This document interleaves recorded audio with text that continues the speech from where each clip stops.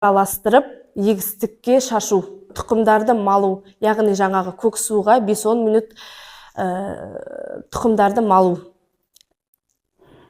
Нәтижелердің салыстырмалы талдауы. Ең тез дайындалатыны нан ашытқысы 4 күн, ал орташа банан тыңайтқышы 8 күн, ал ең баяуы компост 35 күн. Банан қабығы тыңайтқышы гүлдену мен жеміс алу әсерін береді. Жұмыртқа ұнтағы топырақтың қышқылдығын бейтараптайды. Компост топырақ құрылымын жақсартады. Бақылау нәтижелері: жапырақ өсімі, сабақ өсімі және гүлдену өсімінің жақсартылғанын көрсетеді. Бұл жоба қалдықтарды ақшаға айналдыруға негізделген бизнес модель. Шикізат көздерін қайдан аламыз? Шикізат көздерін асханалардан, мейрамханалардан, супермаркеттерден, одан қалды үй қалдықтарынан ала аламыз.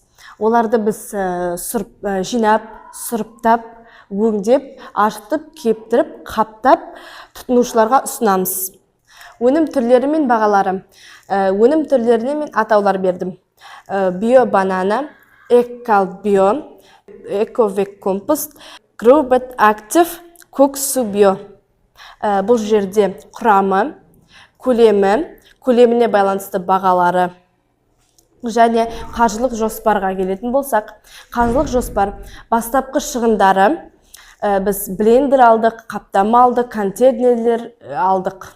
Жалпы шығын 38 000 теңге болды. Және біздің айлық табысымыз банан тыңайтқышынан біз 20 литр саттық десек 24 000 теңге. Барлық айлық табыс 60 000 теңге. Жаңағы айлық табыстан бастапқы шығындарды алып тастағаны өзінде біз жақсы пайда көреміз. Осы орайда мен дайын өнімдерімді ұсынамын.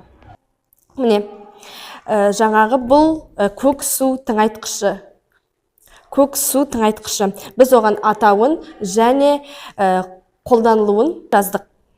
Банан тыңайтқышы, нан ашытқы тыңайтқышына да атын және қолданылуын жаздық. Жұмыртқа қабығының тыңайтқышы. Қайта өңдеудің негізгі артықшылықтары. Біріншісі экологиялық таза өнімдер. Екіншісі топырақ құнарлығын арттыру. Үшінші экобизнес. Тағам қалдықтарынан алынған тыңайтқыштарды фермерлерге, бағбандарға және гүл өсірушілерге сатуға болады. Осылайша біз қалдықтарды азайтып, табиғатты қорғап, онымен қоса пайдалы өнімдерді ала аламыз. Сөзімді қорытындылай келе, тағам қалдықтарын қайта өңдеу экологиялық мәселелердің тиімді шешімі деп есептеймін. Болашақта бұл жобаны кеңейтіп, өндірістік деңгейде жүзеге асыруға мүмкіндік бар.